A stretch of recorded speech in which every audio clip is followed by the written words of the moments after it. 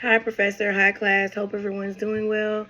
Um, so, we're here to discuss Module 4, um, compassion and, I guess, the traditional self esteem. When we talk about self esteem, most of us have grown up hearing that it's something we should constantly build and protect. For probably decades, self esteem has been treated as the key to confidence and being happy and even, solving problems, social problems. This idea largely comes from the psychologist Nathaniel Branden, whose work in the late 1960s helped launch what became known as the self esteem movement. According to Branden, low self esteem was at the root of many personal and societal issues, so the solution was to raise it, especially in children. So while I was listening to this material, I realized how familiar this message feels because I grew up in a culture that constantly emphasized feeling good about yourself, sometimes even more than learning from mistakes. So self-esteem was stressed per se, more so as an emotional state of feeling rather than a learning process. So mistakes were avoided or shunned upon, instead of maybe using them as opportunities to grow. um, so in a person, a child especially, building their skills and maybe taking accountability. um, so over time, self-esteem programs made their way into schools and other institutions. Kids were told they were special.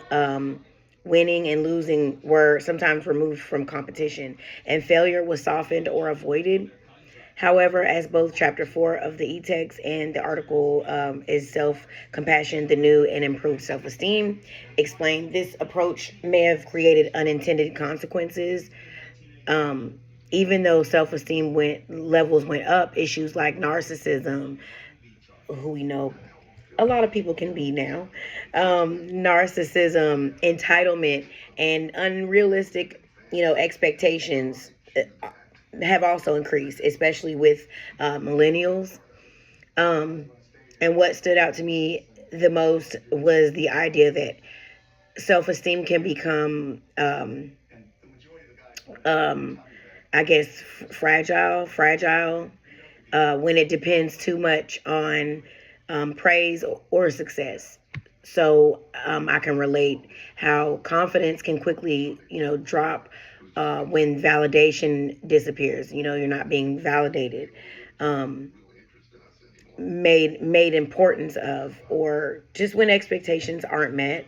So again, in our culture, it's kind of like um, those ideas about self-esteem shaped my mindset because it's not just about feeling good. It's about um, treating yourself kind when things maybe don't go your way. um, and that's not something that is, in my opinion, taught.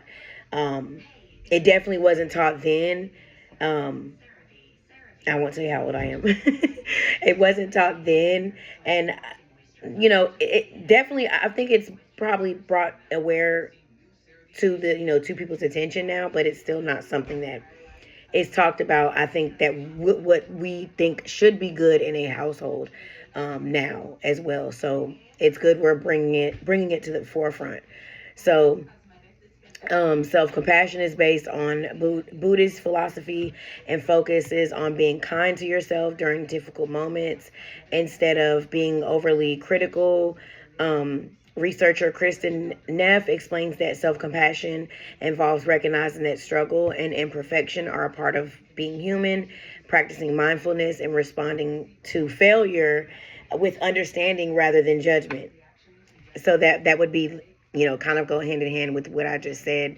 um so unlike traditional self-esteem, self-compassion doesn't require like being better than others or constantly succeeding in things.